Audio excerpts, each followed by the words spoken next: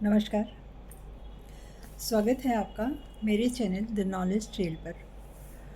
हमारे शास्त्र कहते हैं कि घर में रोज़ हवन करने से सकारात्मक ऊर्जा घर में हमारे बढ़ती है, निगेटिविटी ख़त्म होती है और इससे हमारा दिमाग शांत रहता है और थीटा वेव्स बनता है। थीटा वेव्स वो होता है जो क्रिएटिविटी को को मानता करता है, क्रिएटिव रहता है जिसका दिमाग।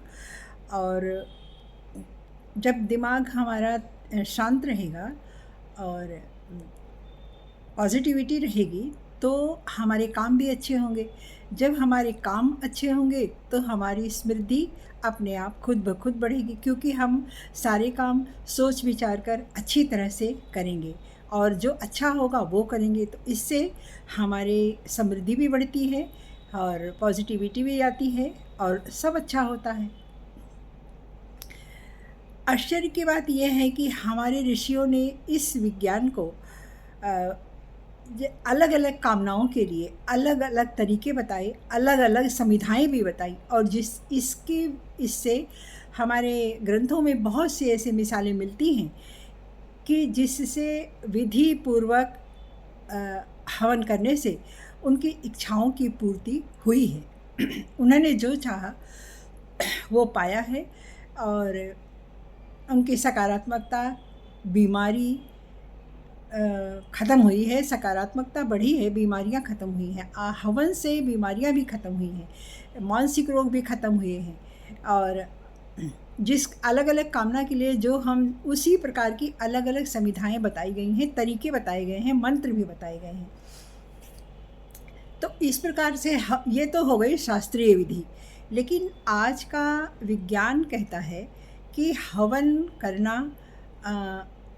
हमारे दिमाग में गामा नाम की एक वेव बनती है जो बड़ी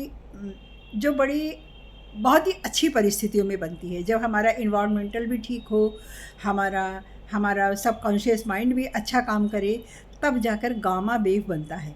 लेकिन हवन करने मात्र से ही गामा वेव हमारा बनता है। वो कैसे? क्योंकि हवन में हम अग्नि प्रज्वलित करते हैं, समिधाओं को डालते हैं। वो जो समिधाएं होती हैं वो औषधीय होती हैं। उनके जब वो अग्नि में जलती हैं तो उनके जो धुएं जो चारों तरफ जो फैलते हैं, उससे हवा के जो वायरस होते हैं, जहरीले वायरस जो होते हैं, वो ख़त्म होते हैं और इससे हवा शुद्ध होती है। तो शुद्ध हवा जब हमारे दिमाग में, मस्तिष्क में जब जाती है तो हमारी बीमारियां खुद ब खुद दूर होती हैं। जैसे पहाड़ों पर रहने वाले लोग देखिए आप, कितने सुंदर दिखते हैं, वो कितने क्रिएटिव दिखते हैं, हेल्दी दिखते हैं। क्यों? क्योंकि वहाँ की हवा शुद्ध होती है। तो इसी तरह जो हमारे हवन में हम डालते क्या हैं, लौंग, इलायची और कई तरह की जड़ी बूटियाँ उसमें होती हैं। आम की लकड़ी, चंदन की लकड़ी, कभी कभी नीम की लकड़ी भी डालते हैं जिससे वायरस ख़त्म होते हैं। कपूर होता है, उसमें घी होता है, गाय का घी होता है उसमें, जो बड़ा दुर्लभ है और बड़ा बहुत अच्छा माना जाता है गाय का घी।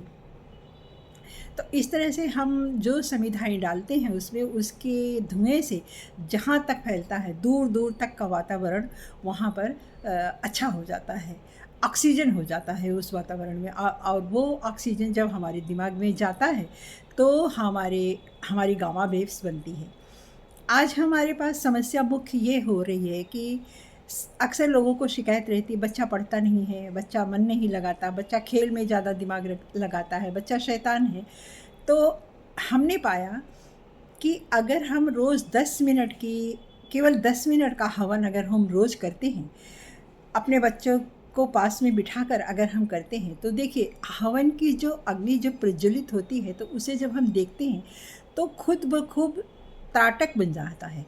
और त्राटक से क्या होता है, हमारा हमारा माइंड हमारा शार्प बनता है त्राटक से, और रोशनी बढ़ती है, आँखों की रोशनी बढ़ती है। आप पढ़कर इसको देखिएगा, गूगल कर लीजिएगा कि त्राटक के क्या क्या फ़ायदे होते हैं। दूसरा, इसकी जब हम समिधा डालते हैं तो इसके धुएं से वातावरण, हवा शुद्ध होती है। औषधीय समिधा, इसे वेद भी कहते हैं। और जब हम कहते हैं स्वाहा स्वाहा, स्वाहा अग्नि, ये तो शास्त्रीय विधान है कि अग्नि की पत्नी का नाम स्वाहा है, लेकिन स्वाहा का अर्थ यह होता है कि स्वाहा जो अग्नि की जो ज्वाला है वो हमारी समिधा को अग्निदेव तक ले जाए। तो इसलिए हम प्रार्थना करते हैं कि इदम न मम, ये मेरा नहीं है, ये अग्निदेव का है, और स्वाहा देवी आप ले जाइए, इसको अग्निदेव को दीजिए। सोचिए कितना बढ़िया रिदम बनता है जब हम एक मंत्र बोलते हैं और बाद में बोलते हैं स्वाहा स्वाहा। तो ये एक बहुत अच्छा रिदम बनता है और हमारे दिमाग में इससे एक वेव बनती है जिसका नाम होता है थीटा। बहुत क्रिएटिव और शांत वेव बनता है, शांत वेव्स होती है ये, इससे हमारी विचार शक्ति बढ़ती है। तो हवन में एक ये जो समिधा जब हम मंत्र के साथ डालते हैं, ठीक है, हो सकता है आज आपका बच्चा उस मंत्र का अर्थ ना समझ रहा हो या वो इतनी शुद्धता से ना बोल पा रहा हो, तो कोई बात नहीं, वो जैसे बोलता है उसको बोलने दीजिए, लेकिन उसको आप अपने पास बिठाइए, ज़रूर बिठाइए। एक दिन ऐसा आएगा कि वो उस मंत्र के अर्थ को समझेगा और उसके रहस्य को भी समझेगा। जैसे जैसे वो बड़ा होगा वो समझेगा, उस मंत्र के रहस्य को समझेगा, और तब आप देखिएगा कि आपको क्या क्या फ़ायदा मिले हैं। जब बच्चे बड़े हो जाते हैं तो देखिएगा क्या फ़ायदा मिला है। आपका बच्चा क्रिएटिव होगा, शांत होगा, शार्प होगा, और एक अच्छे व्यवहार के अंदर ही रहेगा आपका बच्चा। तो इस तरह से बच्चों को ज़रूर बिठाइए। रोज़ 10 मिनट की एक छोटी सी हवन रोज़ हम कर सकते हैं घर में प्रातः।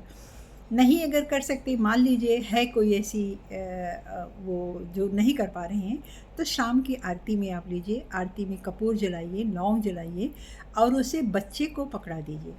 बच्चे को देकर आप आरती गाइए। उस समय जो घंटियों की जो ध्वनि होती है और आपका जो रिदम होता है मीठा, जय जगदीश हरे या गणेश जी की या देवी माँ की, किसी की भी आरती हो, उससे भी बच्चे का एक दिमाग में एक अच्छी वेव्स बनती है। तो और सुगंध तो फैलती है, वातावरण तो शांत अच्छा होता ही है, इसमें तो कोई शक नहीं। उसमें आस्था बढ़ेगी, उसमें एकाग्रता बढ़ेगी, उसकी स्पिरिचुअलिटी बढ़ेगी।